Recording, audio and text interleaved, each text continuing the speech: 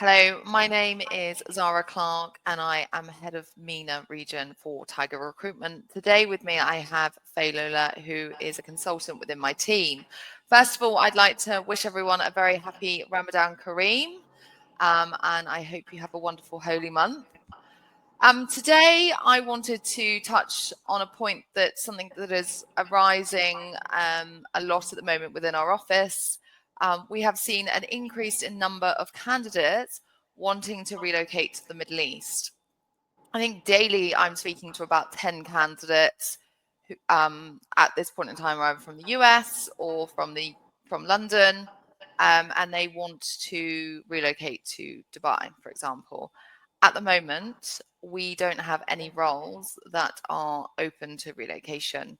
Most of our clients are seeking candidates that are already here on the ground, and can move within maybe a month or immediately available, or 2 months, depending on the level of the role. Unless we have a client that has a very unique requirement that they cannot source a candidate within the region, that is the only time at present now we would be seeking profiles from overseas. Faye, you work a very different remit to myself. How are you finding it within your area? From my desk, it's the same. Most of my clients are also interested only in candidates with local Middle East or local UAE experience. And they are not really considering candidates who are based elsewhere, even if they are willing to relocate here on their own expense. Clients are still very particular about having local UAE understanding, having that experience over here. I do have a few roles which are very niche, which clients are considering relocating candidates, but these are very far and few in between. So overall, to summarize it from my end on what's going on with relocation candidates who are interested to move out here, I would say majority of my clients are still looking for candidates based here in the UAE with experience.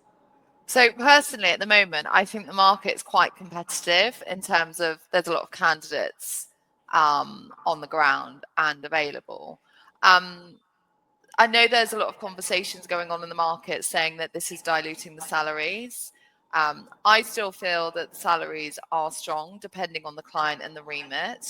However, we have seen a drop in some salaries, and we are seeing that obviously there's far more candidates now immediately available who have relocated from the likes of London, the US, and I feel that it is making the market more competitive. What do you think about that, Faye? Yeah, I think just because there are a lot of candidates available here, it definitely affects the salaries. However, if we speak about the clients that we are working with or the companies that we are working with, they are still giving out salaries average in the market. And I would say if you work with the right company, they would definitely be paying the what's right for the candidates or for the job seekers.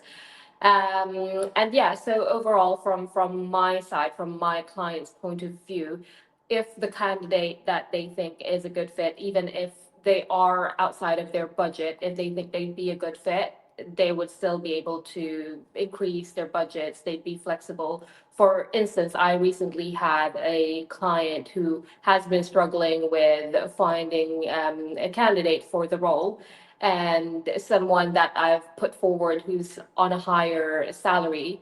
They think that that person is a good fit, so they have decided to extend their budget and offer the role. So there's definitely still some flexibility.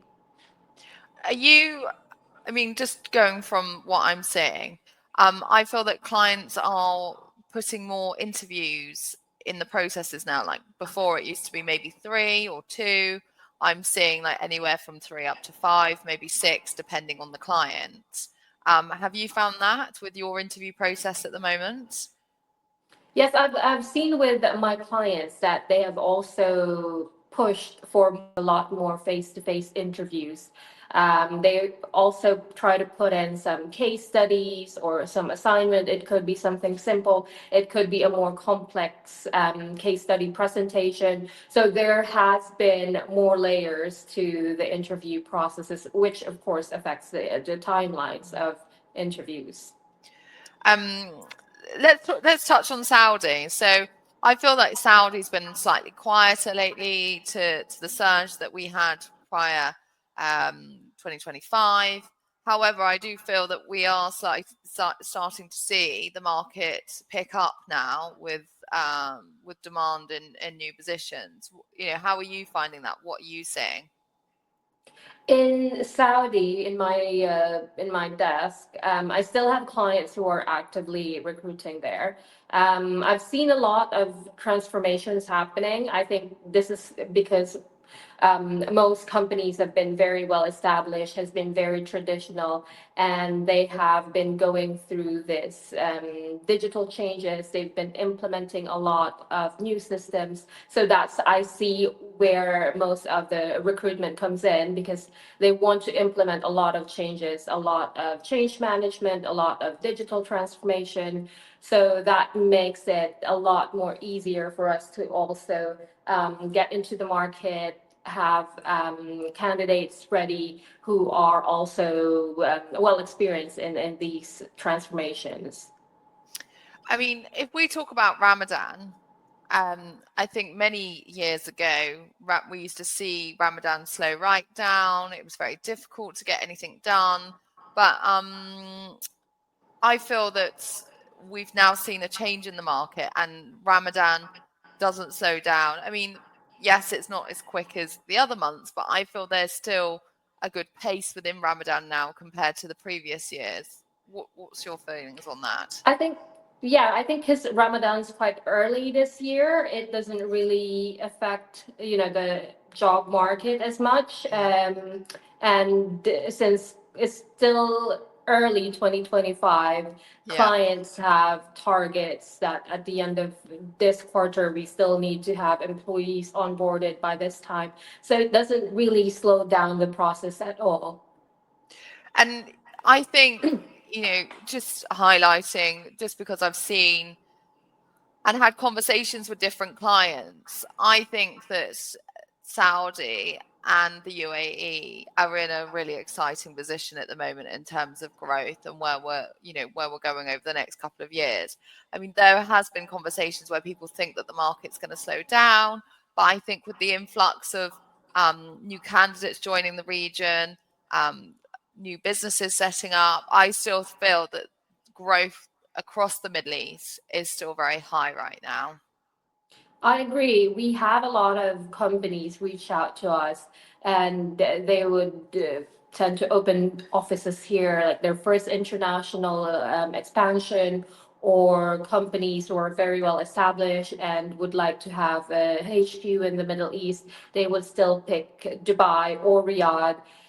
So that gives us a lot more open roles. It also shows that it's just not slowing down. There have been Yeah, reports of, the recession coming in 2025, but so far, early 2025, we haven't seen anything slow down in the no. job market.